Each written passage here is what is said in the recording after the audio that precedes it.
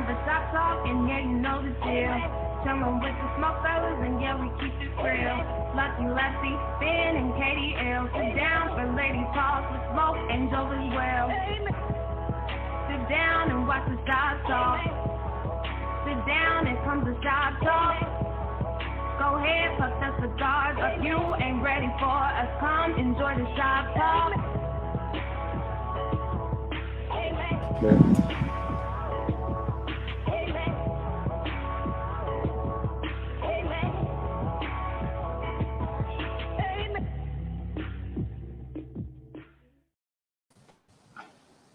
What up, everybody?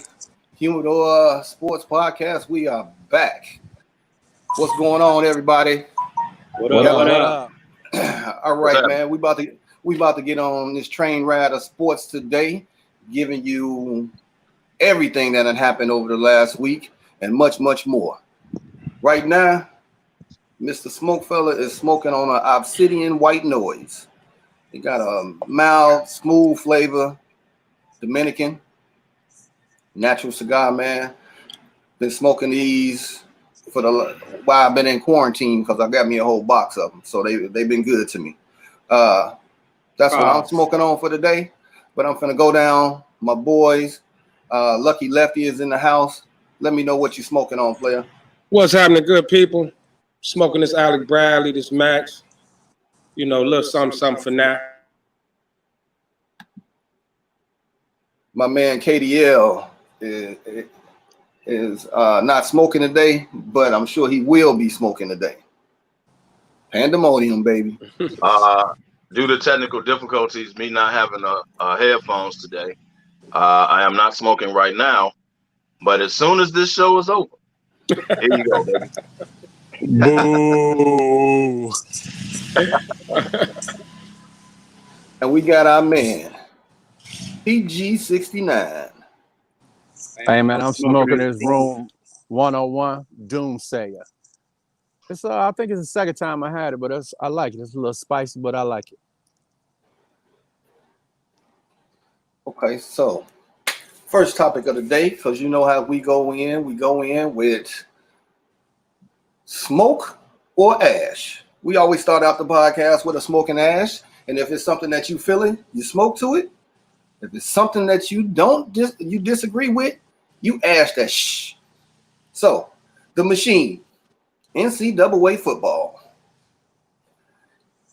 UConn, newly independent, announces they will not play in the 2021 season. And just today, the MAC conference has pulled out fall sports as well. Big Ten and several other conferences have decided to play conference play only. So the question is, will they be college football in the 2021 season? KDL, I'm going to come to you first, man. You smoking or you ashing? I am ashing it. Like I told you guys a couple weeks ago, there will be no college football in the year 2020. There are going to be a lot of players that are going to test positive. There are going to be, even if they started, let's say all these conferences do conference only, like the Big Ten, SEC, and all that. Once players start, particularly like quarterbacks, defensive backs that's scheduled to go to the league and all that, once someone tests positive, and the more they test positive, they're going to shut it down. So they may start it, but I don't think it's going to go through, man. I really don't. I'm ashing this, man, because I really don't feel it's going to be a professional football season. We'll see how long it lasts. There will be no college football season, I'm telling you. They're trying to do it for the money. A lot of kids are going back. They can't go to class, but you can be on the football field. Clearly, this is not about your education. This is about money. So it's not going to happen, NCAA. You're going to miss out this year. Ash it. Okay. Now, before I come to you, Lefty, I also want to put out there that there's a parent and student commission that has got together so they can voice their concerns to the NCAA football. That's out there too. So Lefty, you smoking or you ashing?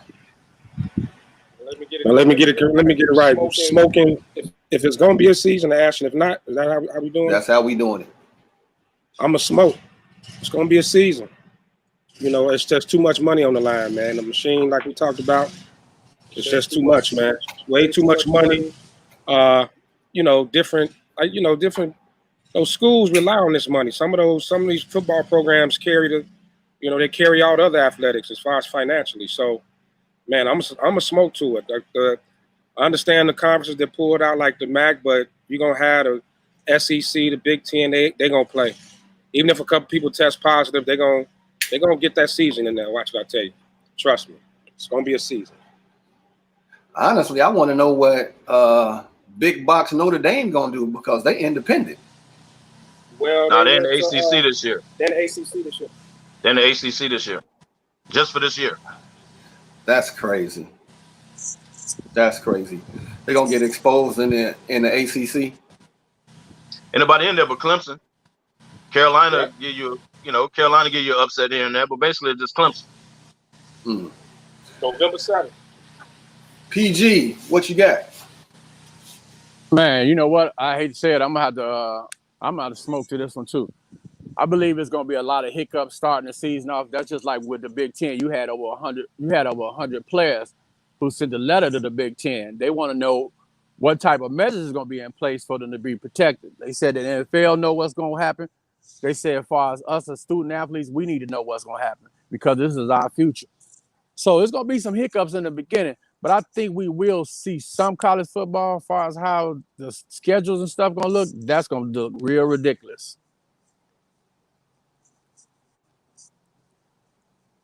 Okay. All right. So let me ask a quick question. Can I ask a quick question? Go right ahead. So with football, you got like 80 people on the sideline, right? You see baseball has started and people are testing positive to the point whole teams are postponing games. Do you guys think that, and it's professional football too, but do you guys think that because stuff like this and they have to travel, there is no bubble, they have to travel. Do you think 80 people per sideline per week is going to make it through a whole season? This is college and pro. No. I just don't think it's going to happen. And I think because these are kids, they are not getting paid. I don't think it's going to be, man. And the minute you hear them push it back, whenever the first game is and they push it back, that's the starter telling you they're not going to have a season. That's just my thought. That player-parent coalition is out there saying, what are you going to do if my kid tests positive? Are you paying for all the medical? Are you covering this? What's the plan? And that's what they wait to hear. What is the plan? Because if you don't share the plan, then that's where you have all these people feeling uneasy. You must share the plan. Today is August what? Today is August 8th. Hey, you still ain't got a plan yet, right? You still ain't put it out there. Football supposed to start what? Labor Day weekend? First weekend of September? Yeah. You still don't have a plan? Come on, man. It ain't gonna happen, man. I'm telling y'all, it ain't gonna happen, man. It ain't gonna happen. NCAA just gonna have to eat this, man. And you know, the NCAA, they not too far from the Shield, bro. Yeah. They're not who? They not too far from the Shield. They are one of the strongest outside of the Shield. So I agree with that. But if March Madness, they lost money on that NCAA, you about to lose money on football too. It's just simply not gonna, if you don't have a plan by now, bro, and they supposed to start before the NFL. And you can't tell parents, hey man, what are you doing to protect my kid? Not gonna happen. I'm gonna tell you like this. All of these sports entities should have got on the plane and went to the bubble and talked to the NBA. Because the NBA got it right. They did. WNBA too. Right. I know you can't create the bubble, but they're playing. You have to emulate what's working. But the problem is you can't have everybody playing one arena like the NBA and WNBA. Well, not the NBA is split like 3 arenas in one. That's why the games come on all day, right? Right. In football, you can't possibly have all these teams in one location. Like there would have to be a couple locations. And then you can't have everybody flying in the one, staying at the same hotel. Like you can't. It's impossible for football, man. Why can't you have a hub? Why can't you have a bunch of hubs all around the U.S.? Yeah, but it's a lot of colleges, bro. Like that's a lot. That's a lot. And you gotta have you got 80 people per team that's on the sideline. Yeah. So now you got people staying in hotels together. You got, the NBA is a bona fide AAU tournament. That's exactly what they're doing right now. Hey, Some you know teams what? gonna be eliminated. The NBA reminds me of the summer league, bro. That's what it reminds me of right now. The summer league. It's a glorified tournament. Yeah. They walking up the same ramp to get to the locker room. Like, come on, man. That's an AAU tournament. Yeah. Now, speaking of basketball, cheaper to keep her. And hear what I just said. It's cheaper to keep her. The report out there, the Bulls will keep Coach Bowling because they don't want to spend money on 2 coaches next year. Yes. If they fire Boylan, they still got to pay him, and then they got to pay another coach, whoever they bring in. So they don't want to spend the money. That's why I say cheaper to keep her. Yeah. Which is a bunch of BS. So, PG, since you jumped out there, man, you smoking to this or you ashing this? Man, I'm ashing that crap. They just cheap. That's what it is. They just cheap. Get rid of Boylan, pay him out, get you a new coach, a real coach, and start it over next year, man. Your season is a bust this year anyway. Big facts. Big facts. Kev, I'm coming to you last because I know you're going to go in. You better. Lefty, thank you. Lefty, what you got? Smoking or ashing to this one, man? My mic, okay. Man, you got to ash to that. That's ridiculous. That's just utterly ridiculous that they keep him Boylan. You already got marketing that's about to demand a trade because he can't stand Boylan. Players don't get along. Like what any professional franchise does that? Like don't pay. If you're trying to get rid of a coach, you got a new GM, a new president of operations, all that, and you're gonna keep the same bum coach that the players already don't like just because you got to pay him a couple of dollars. You know what I'm saying? That don't make no sense. It's ridiculous. It's an embarrassment to the city.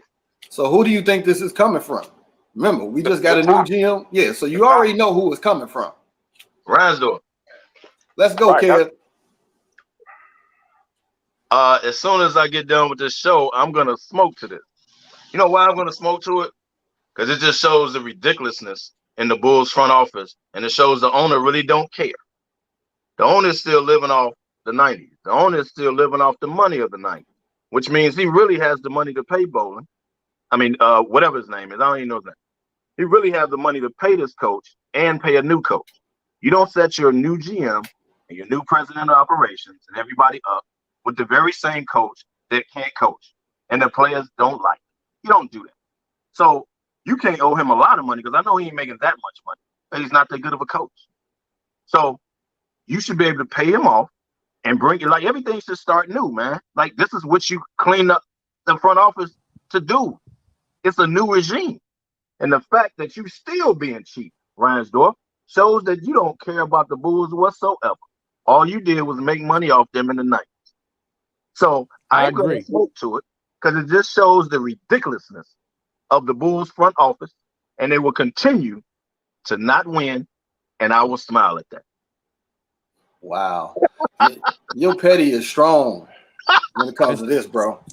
Instead of muting him, can somebody just black out his whole camera for about 5 minutes?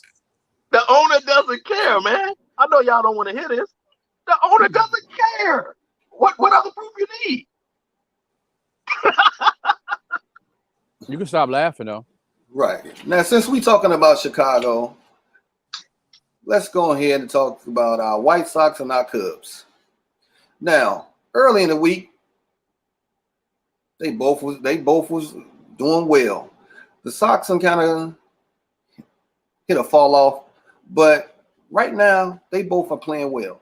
Could this be the year that we might get a crosstown World Series? I'm gonna come to you, KDL, first. You smoking or you ashing to this? Believe it or not, I'm gonna smoke to it. The Cubs are currently 10-3, and they can't play this weekend because St. Louis has COVID. But they were on a hot streak. Sox were actually on a hot streak for a minute. You never, hey man, this year you never know, man. You gotta, if any year you got a shot of it, with a 60-game season, anybody can get hot. People can go out in and out. You got a shot. I'm gonna give it a shot. I'm gonna smoke. I'm gonna give it a shot this year. You really have a shot of. Cubs got it. I really don't think they can beat the Dodgers, but hey, yeah, you never know, right? Sox got to get past the Yankees, but they got offense just like the Yankees got offense. So hey, if you got a shot to do it, I say this year I will smoke too. PG. I would have to agree with everything Kev said. The only thing that worries me is the Sox pitching staff. Other than that, there you go. Like Kev said, on this 60-game season, anything could happen right now. So it's one of them seasons that's gonna have an asterisk behind it, regardless who wins. Not the dreaded asterisk. Oh yeah, it's definitely gonna be an asterisk. Even in the NBA, it's gonna be an asterisk, regardless. No, it can't because be. of the 2020 season. Can't be. Everybody is playing with the same rules. You can't control the pandemic. It ain't the players' fault. It ain't the organization's fault. It's a pandemic. You can't put an asterisk on it because you say Tim Duncan. I use this example all the time. You say Tim Duncan got 5 rings. He won in '99 off a strike. No one holds that against him. So therefore, you can't put an asterisk on it. That's unfair. The Tim Duncan rule. Yep. They don't say he got 4.5 rings. They say he got 5 rings. Am I right? It's unfair, but they're still gonna be. Lefty, what you got, man? I'm gonna smoke to it along with KDL, of course, because like you say, with a 60-game season, both teams are playing well. But just like PG had mentioned, I am a little concerned with the Sox pitching if it can hold up, especially in a 7-game series where they got to run up against the Yankees bats. But offensively, man, and the Sox swinging wood. I know it's a family show, but hey, it is what it is. They swinging that wood right now. Cubs got the best record in baseball. And like too much more to be said than that. Like in this short season, all it takes is they keep going how they going. You get in wild card spot, whatever. You never know. This could be the year it happens. Well, I hope your mama not watching this show with your mouth. Swinging that wood, baby. Swinging the wood. Hey, I would like to give a shout out to one of my Cubs fans who's actually sitting here in person watching the game. Give a shout out to Big Reg. Yes, sir. Oh my God, these Cubbies out here. These Cubbies that's out here, man. I ain't gonna hold it against you, Reg. I ain't gonna hold it against you. All right. So now we talking about baseball. All the Kings men.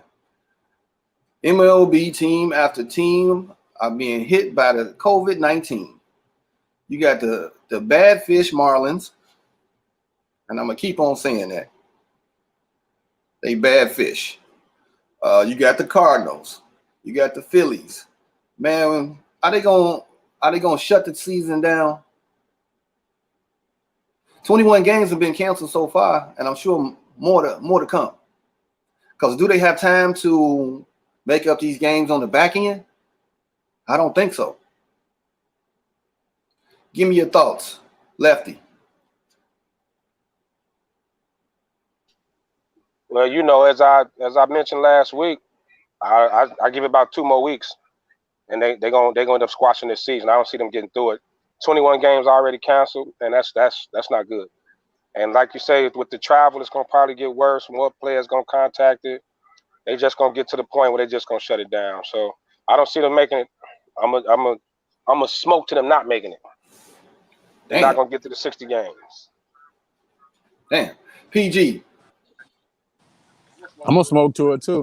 We talked about this last show. With all these outbreaks, I'll give it to the end of August. At the end of August, if there's any more outbreaks to the point where the Cardinals and the bad fish are, they're gonna shut this season down, man. The bad fish. The bad fish. KDL. I'm gonna have to agree, man. I'm gonna smoke to it being canceled. If you get another whole team that catches the virus to the point where they're canceling other teams' games, like the Cubs 10-3. Cubs are cool, right? Rolling. All of a sudden they can't play this weekend because the Cardinals got COVID. So if you get a whole nother team, the way they only got 60 games, bro. You can't just keep canceling games. So how do you make up those games? they're gonna squash it, man. If another team catches it and they got to cancel games and they keep loose, they're gonna cancel. They're gonna cancel. So I'm gonna smoke to cancel. There's that asterisk I was talking about. Oh no, man, really? On the baseball? Now that's strong, bro. For real, that's strong. Hey, those are facts, though, right? Those are facts. Maybe that's how everybody been catching it because of the baseball. Hey, big ups to my producer for finding that footage, man. That was strong. That's hilarious. That's strong. COVID on the baseball. See, here you go. You trying to start that cockburn stuff again, man. We Hey, ain't Cockburn going pulled in. his name out the draft too, man. I don't know if y'all knew that. He pulled his name out the draft. He's staying. Yeah, he going back to U of I for another season of cockburn. Maybe they didn't have enough maybe they didn't have enough penicillin. See, this is a family show, man. Hey, think about this. Cockburn pulled out. Make a little sense. Dude, this is a family show, man. Dude. Oh man, that wasn't right. See, now let the record. Terrible, man. Mr. Cockburn, it's not me this week. That's Lucky Lefty. Hey man, I'm just saying. You know when you say it to yourself, like, oh man, you got that don't sound right. You got to finish that sentence. You got to add something else in there. Oh my God. So let's keep moving on this train, man. Chasing history in golf. Tiger Woods can become the first player to win a major in 4 different decades. If he can win the 16th major title. Now he's struggling right now, but Tiger won 2 in the 90s, 12 in the 2000s, 1 in 2010s, and now if he can win this one, he can make major history. Are you gonna smoke to it or you gonna ash to it? Will Tiger make history at the PGA this year? KDL. I don't think he will. I'm gonna have to ash it. Well, no, I take that back. I'm gonna smoke to it. And this is what I mean by that. I don't think he will this weekend because he's off to a bad start, and I don't think he's gonna catch the people that's ahead of him. But at some point this year, I'm gonna say he's gonna do it. And when he does it, and I think he's chasing Jack. He's chasing Jack. We all know. He's just trying to hang in there, man, until he get that. That's really what he's doing.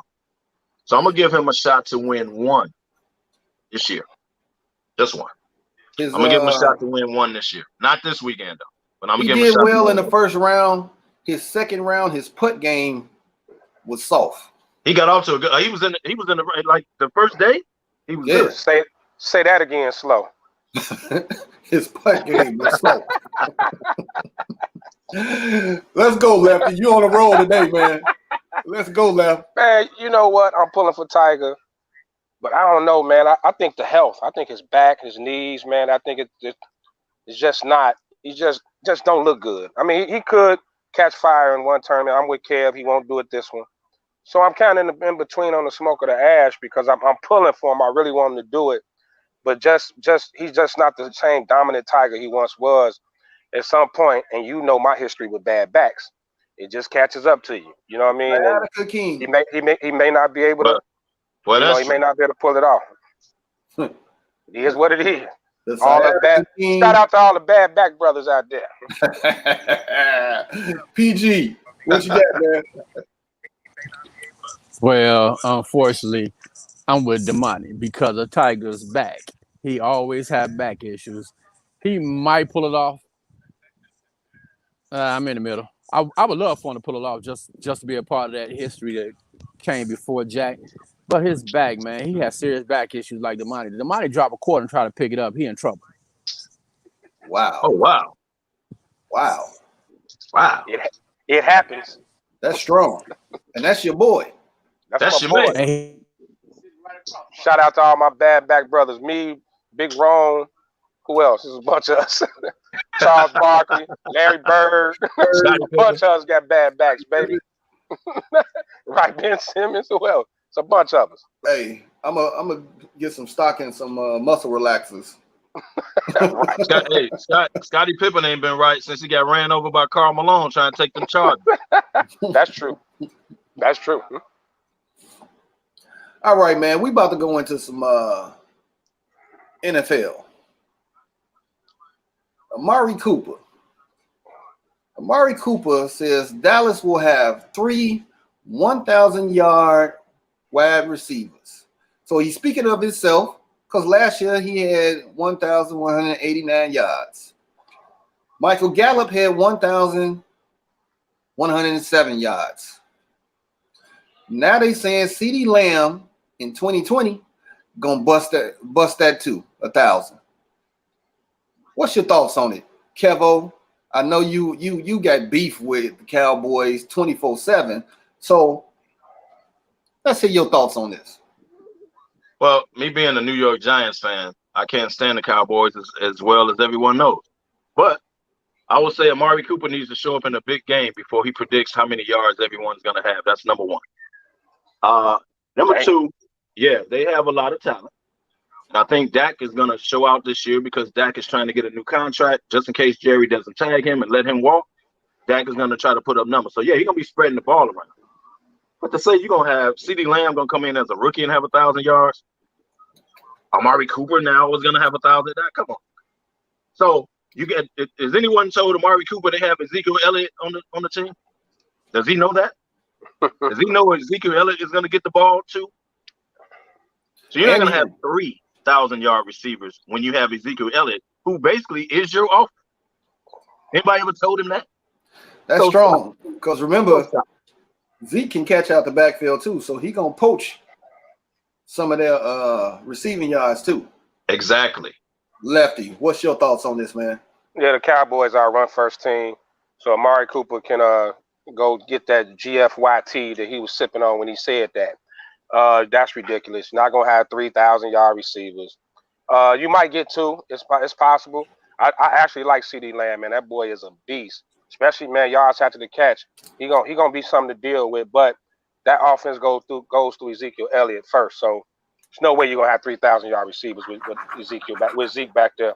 I'm with Kev. He must have forgot the roster or something. I don't know what the hell he was talking about. Yeah, you might if they get 3,000-yard wide receivers and Zeke does what he does, you might as well put them in the Super Bowl. Oh yeah. And we know that ain't gonna happen. But PG, what's your thoughts, man? Amari Cooper better hope he get 1,000 yards while he's sitting there boasting about the other 3 people getting 1,000 yards. CeeDee Lamb probably get most of his catches this year. So it really depends, but I don't see all 3 of them getting 1,000 yards, man. We already know. It's the only way for you to get 3 receivers with 1,000 yards. You ain't got nobody in the backfield running the ball. You throwing the ball all day long. So he better hope he can get 1,000 yards. We got a comment out here. Our man, AD, says, anyone remember the greatest show on turf? It's been done before. It's been done with 2 of those receivers. 2 of those receivers. I don't recall them having 3,000-yard receivers. I know they had 2. I give you that. They had 2, and Marshall Faulk did his thing. I agree with that. I do not remember 3. If AD can give me the 3rd receiver, then I will agree with it. Go ahead, AD. Who was them? Who they had? Isaac Bruce and who else? Isaac Bruce. Akeem. Isaac Bruce and what's the other one? Isaac Akeem. What that was his name, man? Isaac Akeem. Okay. All right. So, but remember, that year, where did they go? The greatest show on turf went where? To the Super Bowl. Super Bowl. Yeah, they got one bowl. They went to the bowl. So if all of that pans out to be true, they should be in the Super Bowl. But we know that ain't gonna happen because one, Amari Cooper drops too many passes. That's right. And he drops too many. And the next time he shows up in the big game, let me know. That's number 1. Number 2, they're not gonna make it because it's Dallas. Wow. If something can go wrong, it will. Now that's facts, Kev. They always find a way to shoot themselves in the foot some kind of way. Lefty, you look like you got something to say on this, man. Because AD trying to come for us. No, I mean, I get it. The greatest show on turf. Actually, one of my favorite teams of all time to watch, man. They did a lot, but no, it wasn't. They didn't have 3,000-yard receivers, and they really weren't a run-first team, even though they had was Marshall Faulk, right? Right. Even though they had Faulk, they really weren't a run-first team. Oh no, Dallas, it all goes through Zeke. Everything goes through Zeke. So there's no way that's going to happen. And by the way, what organization pays a receiver $100 million and then go draft one in the first round, the very next draft? Kind of makes no sense at all. So Dallas ain't going to the Super Bowl. I think they're gonna be good though. I think they got a shot at that division, but Amari Cooper just talking. Oh, they got a shot at the division because they got the Giants in it. Come on. I'm gonna leave that one alone. Facts. And Kev, you missed out last week when we talked about that conference. It wasn't pretty for the Giants, bro. We talked about the North last week. I'm not saying the Giants. No, you did the Giants. I was here when you did the conference. We talked about the Bears last week, North.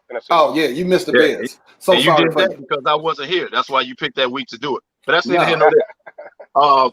The Giants will not win the division. I'll be honest. They will win more games this year, but they will not win the division. The Washington Redskins will finish last, and it'll be between Dallas and Philly, whoever wins the division. Kevin, I gotta pull you back. It's not the Washington Redskins no more.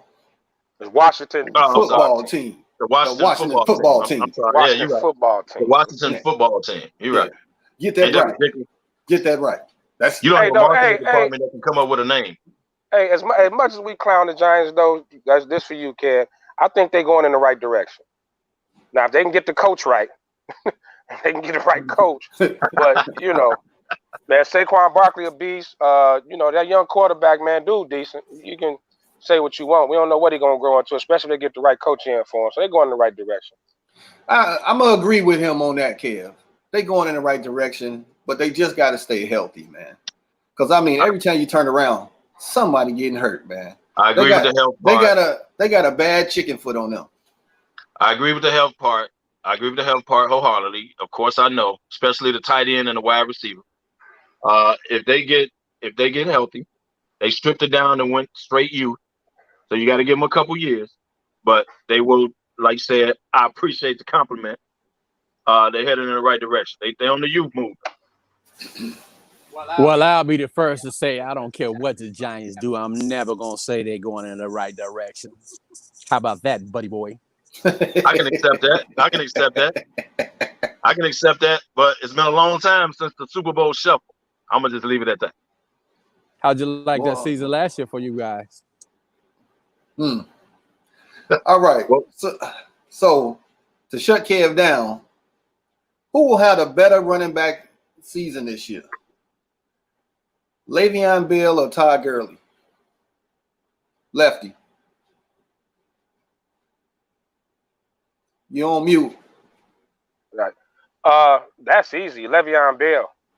As much as I like Gurley, arthritic knee, nah. And Atlanta's offensive line ain't all that either. And I know the Jets not either, but I think that offense is gonna run through Le'Veon Bell compared to you're looking at Atlanta, you still got that dude, Julio Jones and Matt Ryan. They really not a run first team. Matter of fact, I think Gurley's just gonna really be part of a tandem. He's not gonna be the number one back. So Le'Veon Bell all day. So what you say is true, but they got Calvin Ridley out there. He's gonna be part of a tandem, so he could eat. He could eat because he got more weapons, and you can't just stack in the box now. Yeah, but the Jets' whole offense is Le'Veon Bell. Who else? Name your receiver on the Jets. I'll wait. Nobody. Those are facts.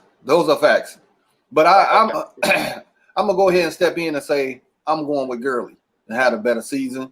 But KDO, I'll let you jump in on this. The consensus is going to be Le'Veon Bell because Gurley's knee is shot. Matt Ryan throws the ball a lot. They don't really do a running game. So you got to go with Le'Veon Bell because the Jets don't have an offense. Now, I don't know why he didn't have a good season last year when they gave him all that money. I really don't. They stacked the box. Well, I know they're pushing the quarterback, right? They're pushing the quarterback to be great. But you really have to go through Le'Veon Bell if you're the Jets. But then again, it's the Jets. They don't know what they're doing. But but I don't. I mean, it's just like, but Damn. But I don't see Gurley having, because I think Gurley's knee, man, he's gonna be in and out. Like he's lucky he got a tandem and he doesn't have to shoulder the load, man. His knee is, and they hiding it. They don't nobody want to be honest, man. His knee is shot, bro. His knee is shot. He's gonna have a short career, man, like Terrell Davis. Damn. That's how much on that. PG, what's your thoughts? I think it's gonna be Le'Veon Bell as well. Like Kev said, the consensus is right. Todd Gurley knee is like my knee, and Sly knee, it ain't. So he probably won't even play a full season. So hey, if it's like Sly knee, it's shot. Dude, if he like Slide, it's over with. The bionic knee? The man. The bionic knee?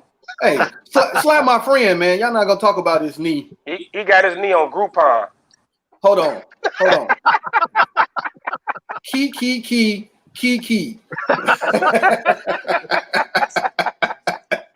I got a key on that one. So, all right, next question. Barkley or McCaffrey? Who's going to have a better season? KDL, let's go to you first. You already know what he's going to say. Barring injury, Barkley. McCaffrey is a good fantasy guy. I think with Bridgewater, they're going to throw the ball a little more, but they're still going to go through McCaffrey. So he's going to put up numbers. But barring injury, and Saquon plays the whole year, I'm going to go with Saquon Barkley. All day, every day. PG. Man, I hate that I'm going to do this. I really do. I hate it. But I'm gonna have to go with KDL on this one, man. Because the Giants, we know the Giants' offense run through Saquon Barkley. If he stays healthy, he's gonna have a monster season. Christian McCaffrey had a wonderful season. The boy ran over everybody last year. But Saquon, he is the Giants' offense. Without him, so goes the Giants. Great statement there, Patrick. Hey, man. Hey. JP said, laughing out loud at Groupon.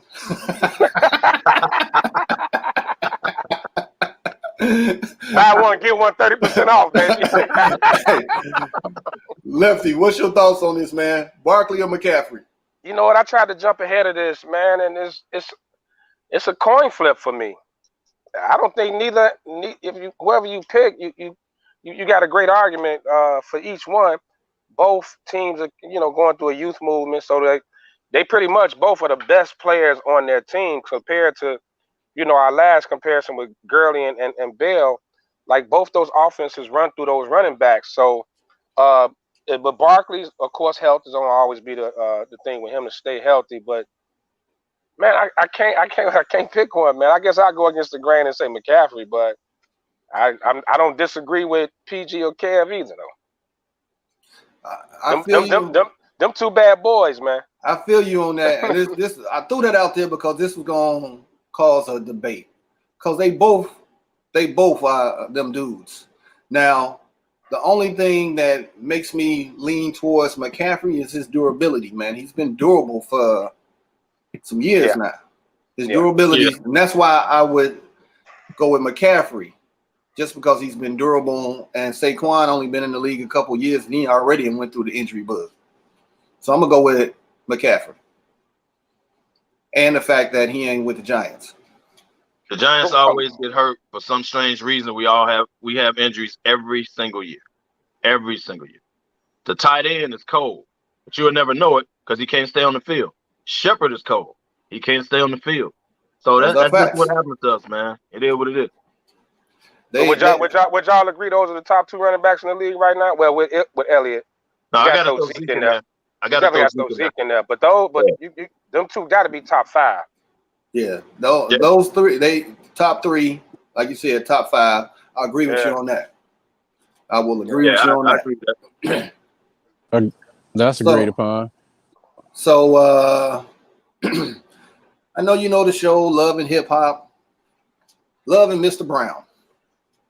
NFL hits Love and Mr. Brown. Antonio Brown. He's like Love and Hip Hop, baby. Come on, man. Come on. Wow. The NFL hit him with an 8-game suspension when he returns. That's letting you know that some teams are looking at him and trying to bring him back, or they wouldn't hit him with this 8-game suspension. Now, the rumor is Green Bay is possibly looking to take a chance on him. What's your thoughts on Love and Hip Hop, a.k.a. Love and Mr. Brown? Lefty, let's go. Come on, man. How you going? Green Bay is already a soap opera, and so you're gonna bring the biggest drama queen in the world onto the show. That's like putting Jocelyn Hernandez on the Jerry Springer show. It's already a mess. So it's no way it's Green Bay. I'm here in Seattle, and I think Seattle would be a great fit for Antonio Brown. He's a talent. Hopefully everything he's gone through has humbled him. And he keeps his mouth shut, which he seems to be kind of doing now. But no, I definitely don't see Green Bay, but Seattle would be a nice fit for him. He'll be back in the league. At first, I thought he was done, but I think Seattle on him hard, and they need weapons for Russell Wilson. AD, you right. He did come out and say he was retired, but he's working out. He's working out hard. He's working out with a lot of quarterbacks and all that. If you retired, why are you working out? Because he ain't got nothing else to do. No, he actually. What else he you gonna actually do? retired. He actually retired because he said the league was playing him, and he said whatever the league gonna do, go ahead and do it. And then the league came out with the 8-game suspension. Right. He still got legal troubles, but basically he's gonna be back in the league, like Lefty said. First of all, Green Bay, no, because Aaron Rodgers will be gone next year. You don't want the drama queen on that squad without Aaron Rodgers. Number one, he's gonna run over the coach. So no, Green Bay, no. Now I think Seattle will be a better fit than Baltimore, and here's why. Seattle has a more veteran locker room, and if Russell Wilson gets tired of him, they'll just kick him out. Whatever Russell Wilson says is over with. Bye-bye. Right. Baltimore, I say no. Number one, his cousin is there, so let his cousin shine. Hollywood Brown, let him shine. Number two, Lamar Jackson is not a seasoned quarterback to handle Antonio Brown. So if he gets to running and Antonio Brown says he's open, there's going to be an issue. Right. And he's not Russell Wilson. So I think Seattle has a more veteran locker room that can handle him. He gets out of line. They just simply give him a plane ticket and tell him to go home. Damn. Baltimore, I think, is a different situation. I think that they're too young to handle him. Seattle can handle him. Pete Carroll can handle him. He's a player coach, but that locker room won't let him get out of hand. That's just my opinion. I think those are facts. Those are facts, kid. Those are good points. PG, what you think? Kev actually just stole my point. I was gonna say Seattle will be a better fit. You got Pete Carroll who has a way with players, and then you have that veteran locker room. You don't want that toxicity going into a younger locker room, and he'll destroy your whole football team with his attitude, man. Like you say, Lamar Jackson ain't gonna be able to control him, and he gonna mess up that whole dynamics and chemistry in that locker room if you bring him in. So I think Seattle will be a better fit. But in the long run, who cares, man? I'm tired of Antonio Brown, bro. Damn. Who cares? Well, those are facts. Those are facts, PG. But can you use that word again? What word was that? That toxicity or whatever. I didn't get it. Toxicity. Toxicity. That's the word of the day. Hey, we come up with a new word every week, baby. Right. We now. What is it? WAP? WAP. Right. Right. I know y'all watched the video. Probably ain't listened to the song, but you don't watch the video. That's true. Hey man, actually the song is a banger though. That's you know, if you went to the ratchet joint, man, that's the song. The song is a banger. You ain't heard not one lyric. If you He watch the video, it on mute. I'll admit I wasn't really paying attention to the lyrics. I'll be honest about that. All I heard is the part that said gushy.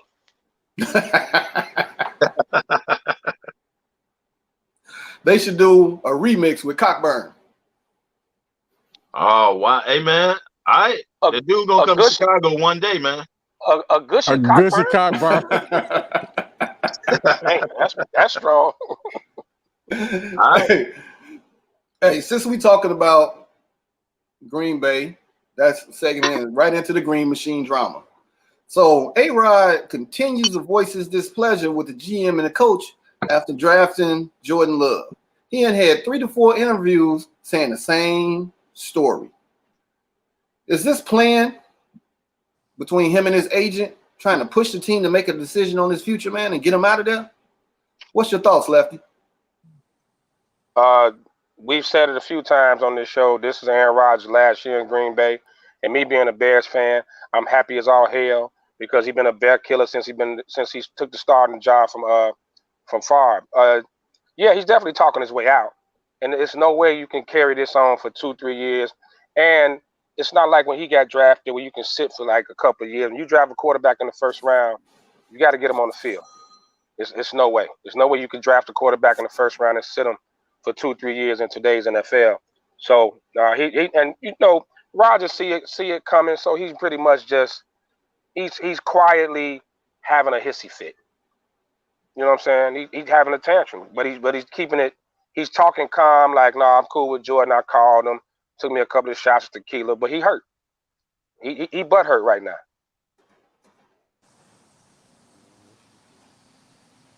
ADL, what's your thoughts on it? Of course he's hurt. He's going to keep answering only the questions that they're asking him. So if they keep bringing this up, he's going to keep saying the same thing, and come next summer, he's going to be gone. So he knows it. Everybody else knows it.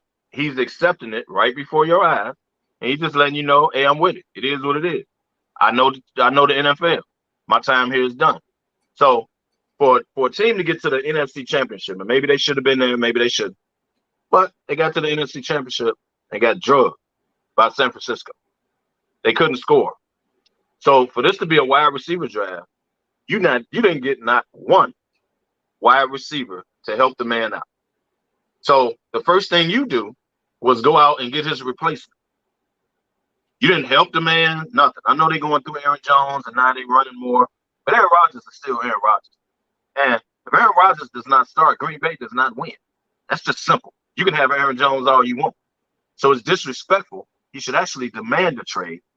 But he'll play it out one more year, put up the numbers, show them what they're going to be missing, and he's going to get up out of there.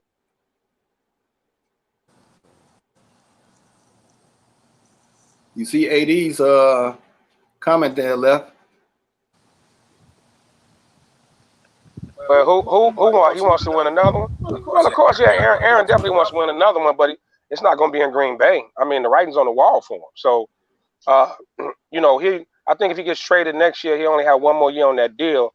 Then he'll be able to kind of control his own destiny to go wherever he wants to go. But, shout out to Gandy and Sly. I see him in a Raiders uniform after this season. I definitely see him in a Raiders uniform. And John Gruden loves him. It's a perfect fit. He's not that crazy about Derek Carr. So I think the writing's on the wall. It's a perfect setup. Aaron Rodgers in Vegas next year. And good riddance. Hey, Lefty, you getting all of that love from AD because he is a Raiders fan. Oh, that's right. AD Raiders guy too. Yes, sir. No, y'all have A-Rod next year. I was actually going to say the Chargers, San Francisco, or the Raiders. I don't think San Francisco, but PG, what's your thoughts on it? Just like we said last week, man. Aaron Rodgers is only going to play one more year with the Green Bay Packers, and right now, the way he keeps going on there and expressing displeasure with the coaches and stuff like that, this year is probably going to be a bust for him. They're probably not going to go anywhere because of setting a bad tone in the locker room. And again, like we said last time, I told you, Derek Carr has one chance to prove himself. As soon as he doesn't step up this year, he gone, and it will be Aaron Rodgers behind that center for the Raiders. I hate to say that name too, but the Raiders. First of all, Derek Carr got to quit wearing that eyeliner. Wow. If he stopped wearing that eyeliner, he might be a better player. Because you can't tell me. Y'all know they picked up Mariota from Tennessee, right? That is true. That is true. He's kind of he's young now. He's sitting behind Carr. Gruden went out and got him for a reason. Carr, Mariota, or Aaron Rodgers? When you got all three, or you got two of them on that team, who you putting in first? I mean, I agree with that. But they're gonna have to trade for Rodgers. Now, who do you trade for? Nah, but you know, Gruden ain't short on giving up no picks though, and he stockpiled picks from the Khalil Mack trade and the Amari Cooper trade. So they got picks. Yeah. They definitely got picks next year. Yeah, they got the money. So it's a perfect situation. It's the AFC. Green Bay getting him out of the conference. They ain't got to see him. They may not ever have to run into him. So I think it's a perfect situation. Oh, they most definitely gonna get him out of the conference. Yeah, they're gonna do him like Brett Favre. He's either going east or west. One of the two.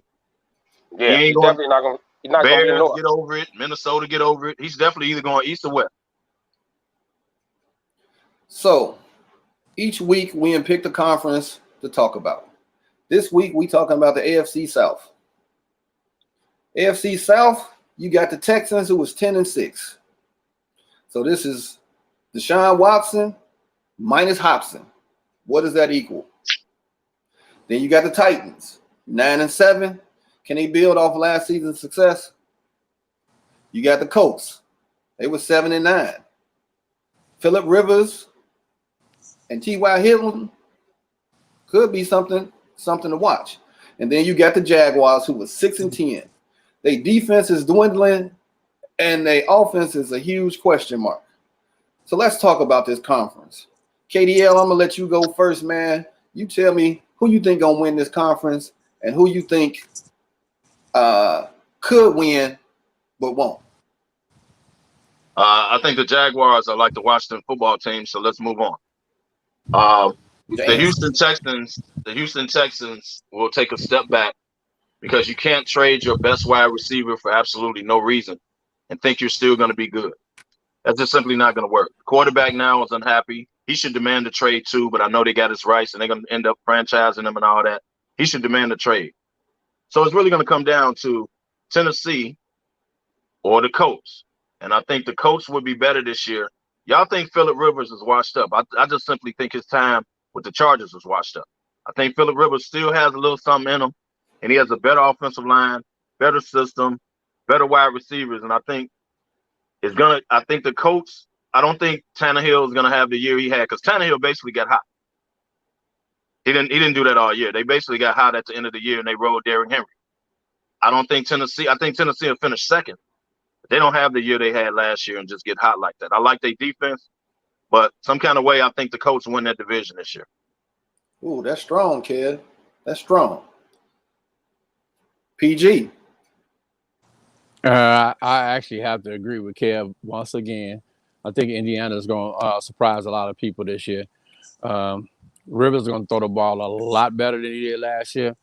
Them other three, I really don't care about, because Texas, they let go of my boy Hopkins. How you do that, I don't understand. Why you did that, I, again, don't understand. So I have to agree with Kev. I think Indiana's going to surprise a lot of people this year.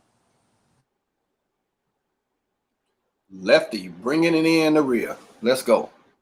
Man, you stole my thunder, Kevo and PG. Y'all definitely stole it. I'm my eyes on the Colts. My eyes are definitely on the Colts in that division. I agree. I think the Texans take a step back. It's only a matter of time before Bill O'Brien is out of there. If it's either going to be him or Watson, one of them going to have to go at some point. And the rumors are, it's a lot of players unhappy with him and that coaching staff. I think the Titans was a one-hit wonder. You know, like Kev said, they caught fire at the end of the year. But yeah, that was like that 1 year thing. Like when the Jaguars that year they went and everybody thought they were going, they had a Super Bowl window which ended up closing faster. Quickly. It closed faster than a Chinese food store in an all-white neighborhood. It just don't make it. They don't survive. Only in our neighborhoods we support that. Damn. Don't kick me off the air. But yeah, no, that's it. That window's closed. Titans had their shot last year. That was it. But the coach, man, I'm with it. I'm with the panel. I'm liking the coach. That's strong. And for me, I agree with you, Kev. Phillip Rivers' window has not closed on him. It closed in San Diego, but he got pocket awareness. He got an arm. He can read plays. So it's a new world for the Colts. The Colts ain't had a quarterback that got pocket awareness since Manning. Right. So I'll agree with everybody. I mean, Jacoby Brissett wasn't no bum. He wasn't no bum, man. He wasn't a bum. To be honest, I feel bad they ran the brother out of there because that was his job. But he knew, man. He knew once they got a chance to get a quarterback what they was gonna do. So he shouldn't be shocked by that. So we're gonna go into NFC South, but before we go there, Brett Favre came on one of somebody's podcast. He was talking about the Bears quarterback situation. He said the Bears need to go with Nick Foles over your boy Damani Mitch. What's your thoughts on that? First of all, Brett Favre, stay out of Bears business. You're a legendary Packer dude. Stay out of our business. So that's first and foremost. So no. But I mean, everybody. It's a few people that feel the same way. But I think with no preseason, it's just going to be hard to replace Trubisky with no preseason, and Trubisky's well liked in that locker room. I think that's just going to be hard to do. Trubisky's going to have to play his way out of that starting role over just getting flat out beat in camp. So you trying to say Brett Favre need to stay with Wranglers right now? Right. Wear your Wranglers. Stay out of our business. PG, what's your thoughts on that? I would have to agree with some of what Damani said. I agree with him. Brett Favre, we do not need your advice. We never wanted your advice. Matter of fact, we liked you as a player, but we don't like you because you're a cheesehead. Number two, I disagree with what Damani said. I like Mitch. I think the preseason is what really going to hurt Mitch by not being no preseason game. I think the Bears going to give Mitch just enough rope after 3 or 4 games. If he's not showing any improvement, they're going to pull Mitch. And Foles will be in there. All right, KDL. Let's go. We've been saying this week after week, or at least I have. Brett Favre is absolutely right. Foles is your starting quarterback. There can be no competition when one is more accurate than the other. It's just simple. Foles is more accurate. Foles has ran this system before.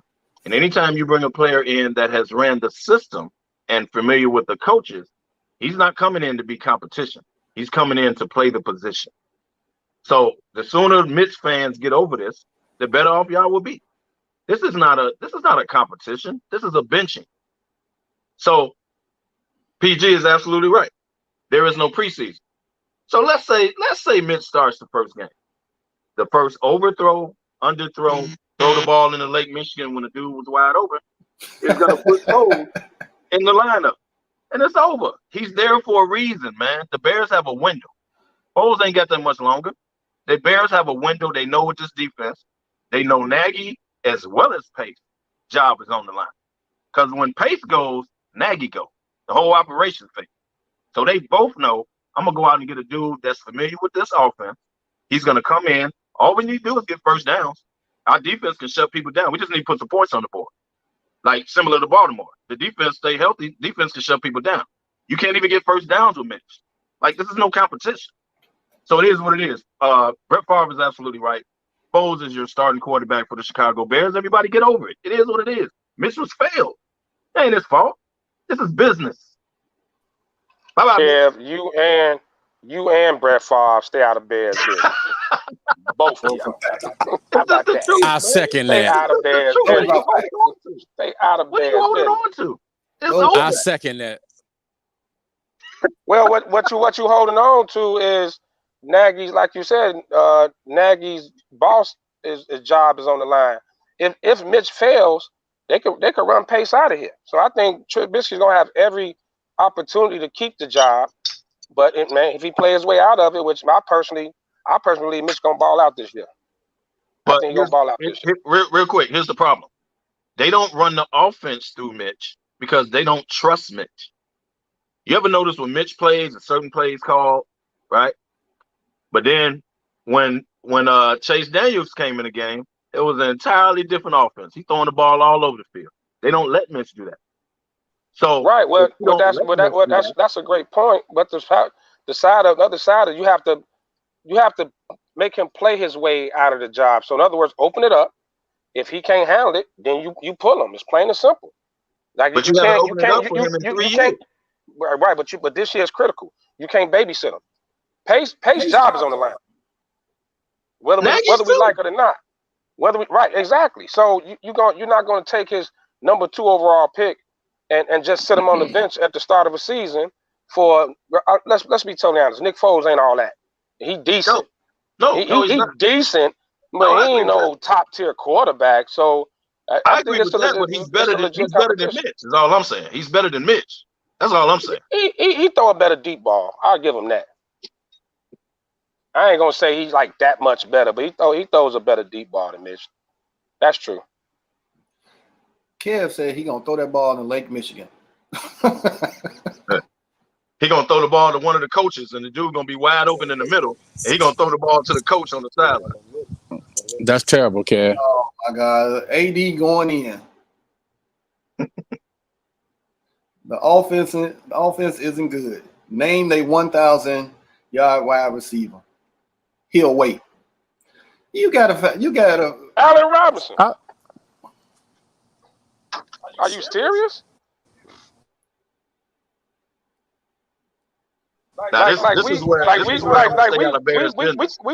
We turn around and forget how good Allen Robinson is, though. That boy a beast. That boy is a beast. Come on now. Well, he's pretty much all you got. Oh, those are facts. Come on, man. Kev, once again, stay out of Bears business. I have to agree with him there, Kev.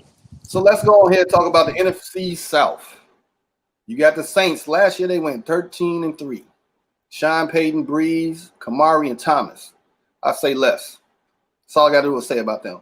You got the Falcons. They were 7-9. You got Matty Ice, Julio, Ridley, and now you're adding Gurley into the fold. Now you got the Bucks. They went 7-9 last year. They fully loaded. Right now they got a win or else attitude with TB12. Panthers 5-11. That's all they got over there is Teddy B and McCaffrey. Let's go.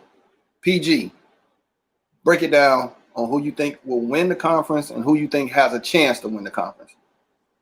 I think Breeze and Will win the conference again because when you think about a team that's been steady, the Saints always been steady. They had one drop off year, and they still had a good year that year. Who else could win? Man, Tampa Bay got a great chance, dude, because all they had a great season last year, and all they did was add a Pro Bowl quarterback who can get the ball where it needs to go. And a defense is stellar. So Tampa Bay has a great chance. And it's very expected out of Tampa Bay to come out in the South. KDL. I think the Saints will win the division partly because they're going to come in. There's no preseason. So if you have a team that's been together for some years, coaches that's been together for some years, the talent they have, they're going to come in not missing a beat. The problem with Tampa Bay is they're going to have to – I think they're going to get better as the year goes on. They'll finish second because of the talent they have. But they're going to get better as the year goes on. They're not going to – it's going to be chemistry issues. I don't care how good they look when Tom Brady is breaking COVID rules, throwing the ball to receiver. They got to still come together in them games, man. They got to still come. So when he starts cussing out the receivers, they got to receive that. They got to take, like, Brady is going to be Brady. Arians got to understand that. Like, they're going to have to come together as the year goes on, but I think they'll get better.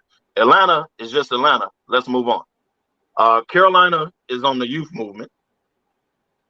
They'll Teddy B is okay. He'll put up numbers, but Carolina's young. They basically rebuilding, man.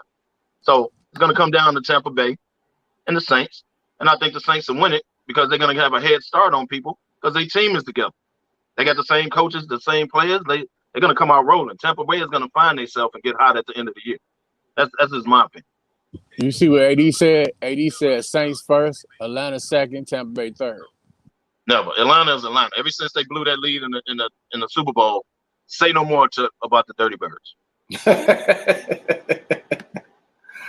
Lefty, bring it home. Actually, I'm kind of rolling with AD on this one. I'm definitely rolling with AD on this one. I think the Saints pressure gonna burst pipes. There's too much pressure on them with Brady there.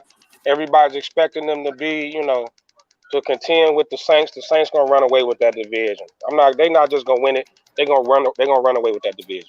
Easy money. And the Falcons, every few years, they do pop up and have one of those seasons, and this could be one of those years. Okay. So, that's how I'm rolling. That's how I'm rolling. I think the Bucks are gonna disappoint a lot of people. Okay. Hey, Lefty, real quick before you go, PG, real quick. I agree with you, Atlanta. Every blue moon, they have a year out of nowhere. I agree with that. But the Bucks were 7-9 last year. You can't possibly add Tom Brady and Gronkowski and say they're not going to be at least 2 or 3 games better than that. Well, we all know why they were 7-9. Jameson. I'll just let that marinate. Well, yeah, but now you got a more accurate quarterback. That's at least good for 2 or 3 more wins, You right? talking about the whiskey or the quarterback? Yeah, he did say Jameson. The whiskey is good. The quarterback is trash. I ain't gonna say he's trash, man. He just, trash, man. He just threw the ball to the other team. Right. But then his eyes was. So again, as we said, if they were 7-9 last year with James Winston throwing 4-5 interceptions damn near every game, and you bring in Tom Brady, who very seldom throws the ball away like that. How can you expect for them not to win at least, as you said, Kev, at least 3 to 4 more games than they won last year with the same offense? I can answer that. It's simple. The first game, Arians drop Brady back 30, 40 times, and he get his old head knocked off a few times. That season going to go down the drain. Arians is an air-it-out coach. That's just how he is. If you had a quarterback last year, Jameis Winston, who turned the ball over a lot, and you still was dropping him back 30, 40 times a game. I mean, he still averaged more. I think he was one of the tops in pass attempts. Every team Arians coach is the same thing. And he's one of those old school coaches that's very stubborn. He's not going to change up his whole system just for Tom Brady. The first game, Brady get his bell rung, everything going to change. Watch what I tell you. So Tom Brady ain't going to have nothing to say. He ain't going to have nothing to say as far as plays they call and nothing like that. All I'm saying is Arians is an old school coach. Those coaches don't finagle their system for people like that. Arians is an offensive minded. That's just how he is, man. So somebody got to change their stripes, right? Who's going to be the coach of the quarterback? And the players, the players are more in tune with the coach. Brady just coming in. The quarterback got 6 rings. You do know that Tom Brady takes care of his line. Brady they're not going to change the whole offense, but he's just going to hit the check down a lot more than he's going to go down the field. He's going to get rid of that ball, bro. Listen, Brady buys Rolexes, steak dinners, all kind of things for his line, so they make sure that they protect him. You don't think that he's gonna bring that same mentality over here, man? He might not. No. Mike Evans might not have a great year, but he's gonna hit the tight end. He's gonna hit the check down. He's not gonna sit back there. He's gonna get rid of that ball. Damani said the players respect Arian. So you don't think that the 6-time quarterback, that's like Michael Jordan going to another team. You're going to tell me the players ain't going to have no respect for him? They ain't going to try to, you know what I'm saying, they ain't going to bow or break to the system that he's trying to bring in there either?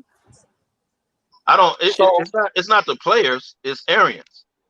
Hey man, right. I'm 43 years old. So wait a minute. So what we saying is, I'm gonna make 55 other guys learn a new system for one guy.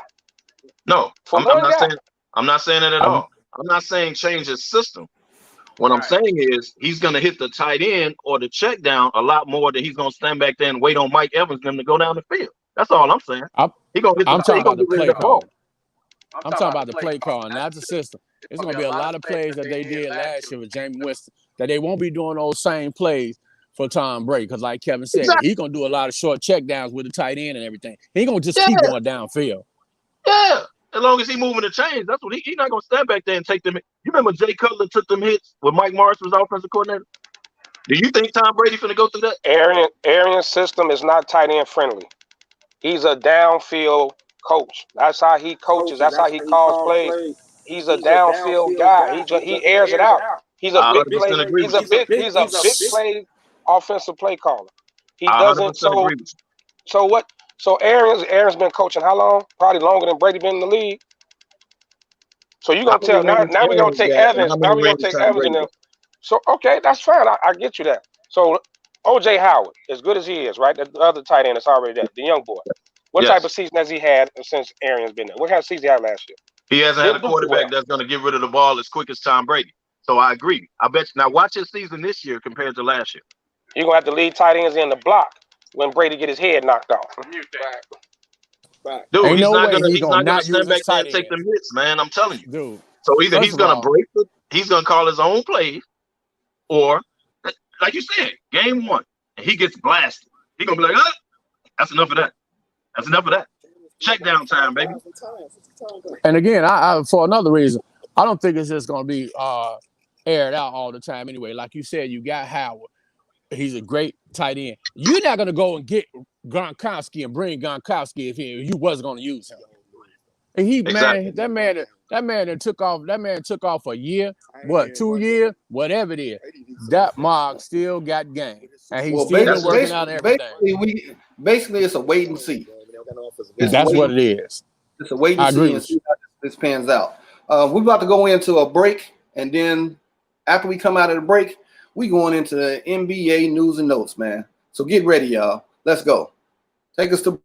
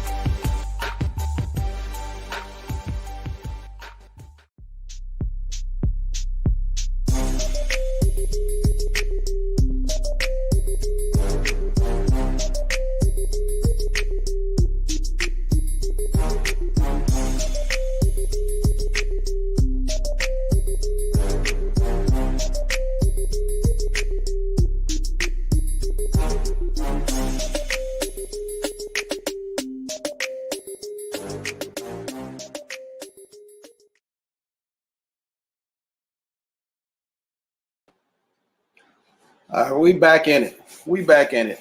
If you have not downloaded the SportsZone Chicago app, man, please do so you can catch the SmokeFellas with Humidor Sports Podcast.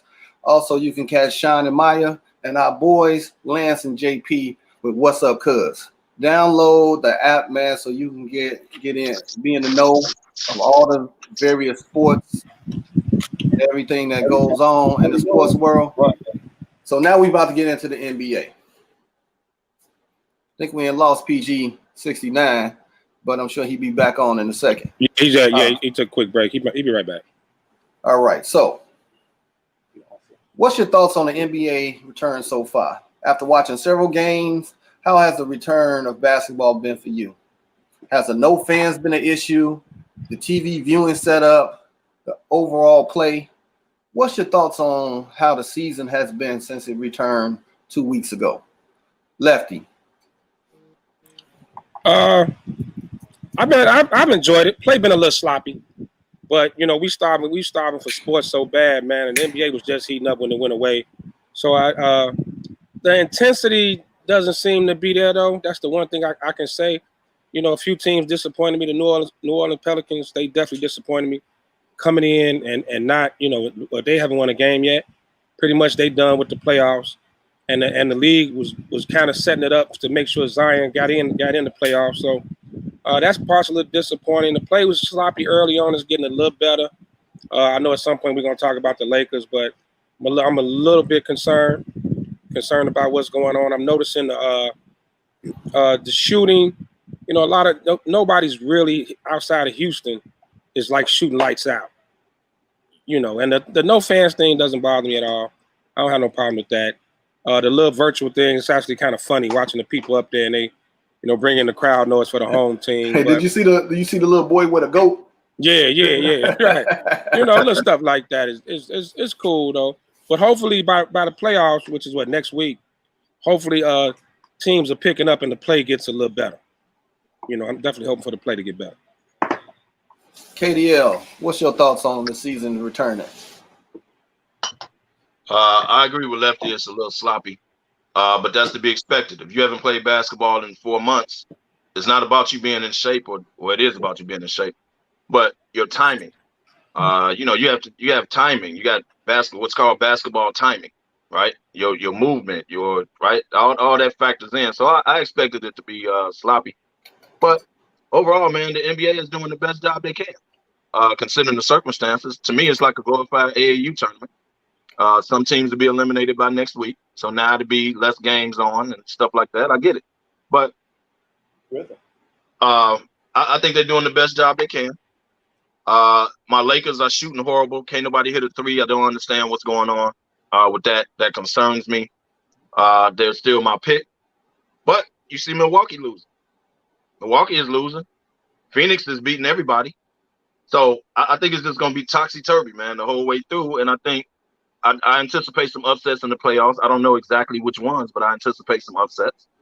But you just never know, man. I think they're doing the best job they can due to the circumstances. No one is testing positive. Like, everybody is staying healthy. So they're doing the best they can. And it's basketball. We're going to watch. We're still going to watch. Everybody wants to see the Lakers and Clippers in the West, and I think it's going to come down to that eventually. But I think both teams are going to struggle to get there. No, neither one of those teams are going to have an easy road there. I think they're both going to struggle. But I think they'll end up matching up, and that's what everybody want to see. And I think, I told y'all this, y'all might disagree with me. The Toronto Raptors have a great chance of upsetting the Milwaukee Bucks. If you clog that lane and make those other guys beat you other than Giannis, you have a great chance of winning. And I think Toronto is going to pull it off. I really do. Hey, man, I don't know if you guys I've been watching a lot of the games, and you can tell who wasn't working out in the quarantine, a.k.a. your Laker player, Jared Dudley. Looked like he was eating nothing but donuts. Jared Dudley body always been terrible. But dude, he has always been. Jared Dudley. Ever since he's been in the league, his body, he a Twinkie away from obese. His nickname should be Snacks now. He should be Snacks. He was hanging out at Whataburger and Popeye's Chicken the entire quarantine. Ben Bogus saw that post the other day too. He can't hit a three. Like nobody can hit a three, bro. Hey, Jared Dudley body is like slides now. I knew it was coming. You're wrong, man. Wow. You're wrong. Get off the legend. Slide fast. What I miss? Listen, they all. Pat, we talking about the NBA and in return. What's your thoughts on it after watching several games? You know, has it been any difference for you with no fans, the TV setup, and the actual overall play? What's your thoughts on it? I guess 2020 has got us to a point where we would just settle for anything. Because right now, I'm just loving the fact that it's something to watch. Basketball is back. I think it's kind of cool how they try to do it, how the fan interact with the game. I think that was pretty brilliant of them, man. But the overall play, there's been a lot of sloppy play, man. A lot of dudes getting hurt. Like you said, it's almost like a summer league, man. And you see the coaches over there. They got on polos. They ain't got on suits. So it's just it's a strange look, man. It really is. But again, I'm just glad it's back, man. Hey, also somebody else that didn't work out was your man Kyle Lowry, but he getting buckets. He didn't lose his motherfucking skill. I think Kyle Lowry, he killed the Lakers. That's true. He killed the Lakers, but then what guard doesn't? But that's neither here nor there. Who really needs to get in shape is Zion Williams. If you watch Zion from the Duke Zion, where he's jumping all over the place, to the bubble Zion, the boy, he still jumps, but he's lazy.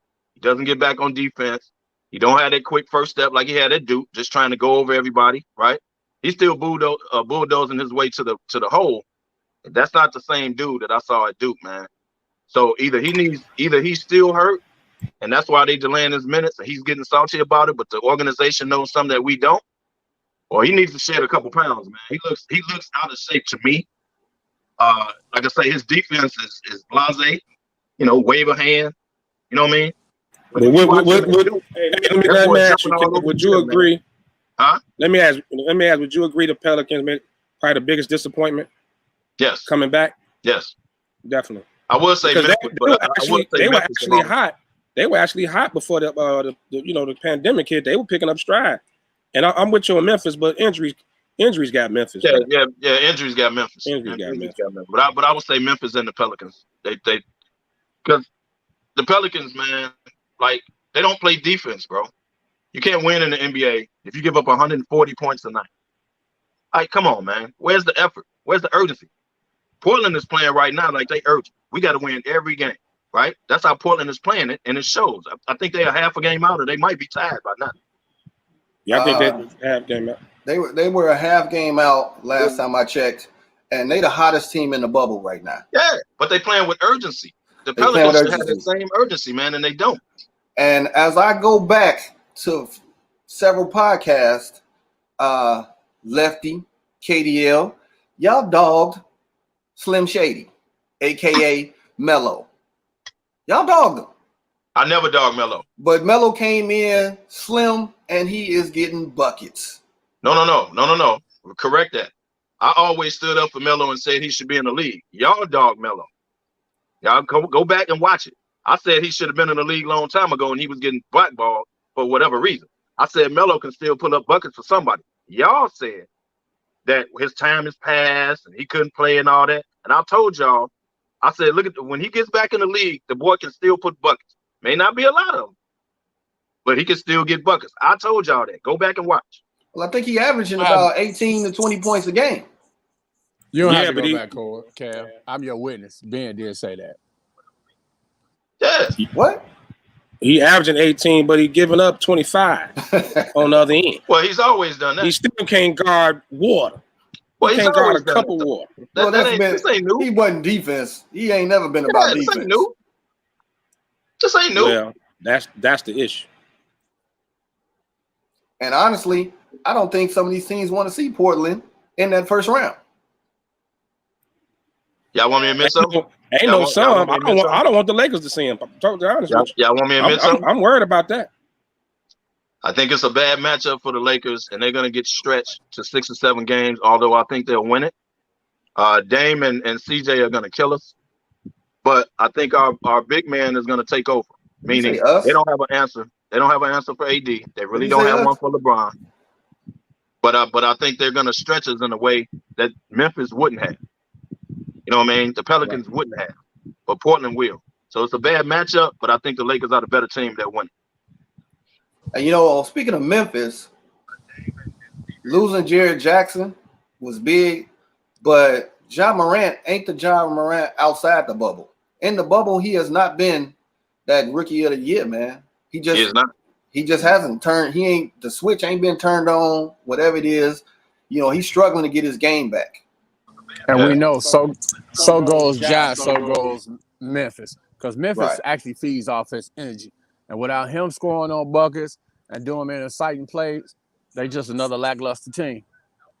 And I really wanted them to hang on, man, because they earned it before the bubble, man. They was in, man. I really wanted them to hang on, man, but I don't think they won a game. Have they won a game? Yeah, they won one game because Ja dedicated it to his daughter. They only won one game. Yeah. Okay. So they were struggling before Jaren Jackson got hurt. So, but he was hurt before quarantine.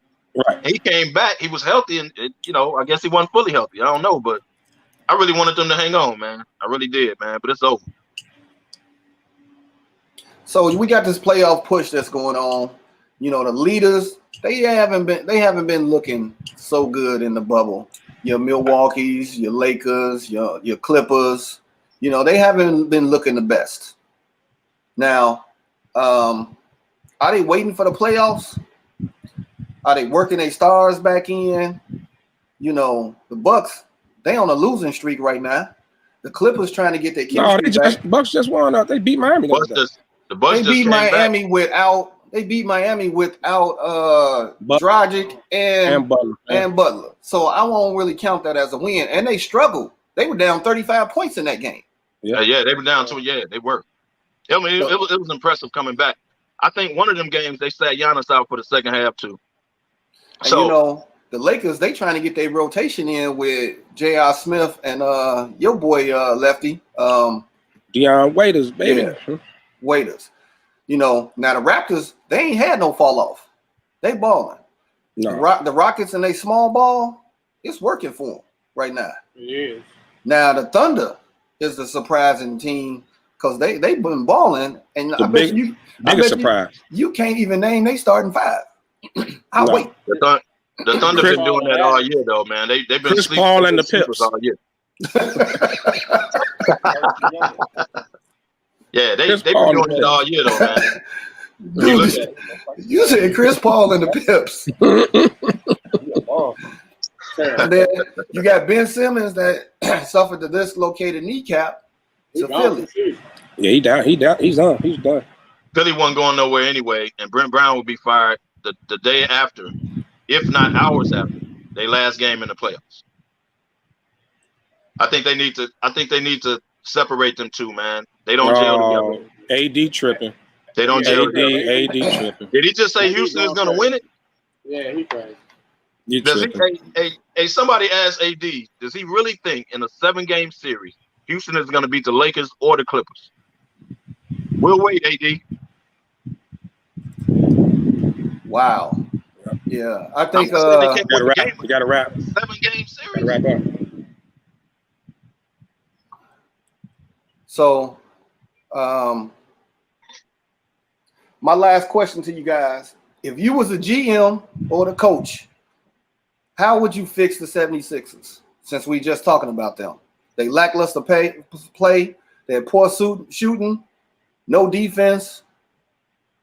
Embiid, do you keep them both, or you divide and conquer and send one of them gone? Lefty, how would you fix that organization? Trade Simmons, fire the coach, and start and go from there. Go out and get a bunch of shooters. They got to get some shooters around Embiid. Get his big ass back down on the block and dominate like he should be. But you got to get a coach, a respectable coach that can push him. You know, get him to play the way he should be playing. But Simmons is not going to work. PG. I definitely have to agree with Damani. Mute your mic, Damani. I had to agree with Damani. For Ben Simmons to be the way the height he is and not be able to shoot a jumper, I don't need you. You're a hazard to the team, man. You just taking up space. You can't have both of them out there clogging up that area. Nobody's in the paint. And B should be down there on the post where he should be able to dominate. And like Damani said, you need some more shooters, man. If you get some shooters, that forces him to go down there. You definitely got to fire the coach. You got to fire the coach, like y'all saying. You got to trade Simmons. You keep Embiid. You got to put shooters around Embiid. The dumbest move they did was not paying J.J. Redick. A lot of people think it was Jimmy Butler, but Jimmy Butler chose the lead. That you can't control that, but that's a huge loss because he was their closer, number one. And number two, they don't have any shooting. Now, you overpaid Tobias Harris. He's not really a shooter like that. You need J.J. Redick, other shooters like that. And I hope this don't cost Elton Brand his job. I think they need to hang in there with him. He's just getting started. He's fresh. But it's not working out, man. And you overpaid. You know, you overpaid Al Horford. Him and Embiid can't play together. So now what do? You buy him out. You're not going to trade for him. Like, they got some decisions to make, man. But right now, as currently constructed, they can't beat Boston. They can't beat Toronto. They can't beat Milwaukee. So some need to change. Yeah. So some need to change. Like, you gotta blow it up and start the process again. All right. So we came down to the end of Humidor Sports Podcast, man. Thank you for everybody that came out and watched and joined in. AD, get at me because we can put a stick on that Houston comment you made. Facts. But once again, hey, AD, I want to stick too, buddy. Right. So we out. Thank y'all for tuning in, and we will be back next Saturday with more sports news and Comic Riddick. And they said stop bringing up the Lakers all the time, Kev. There was 2 people to comment on that. But they might as well get over it. Hopefully next week Cockburn won't pull out. Oh my God. Wow. Man, this dude crazy.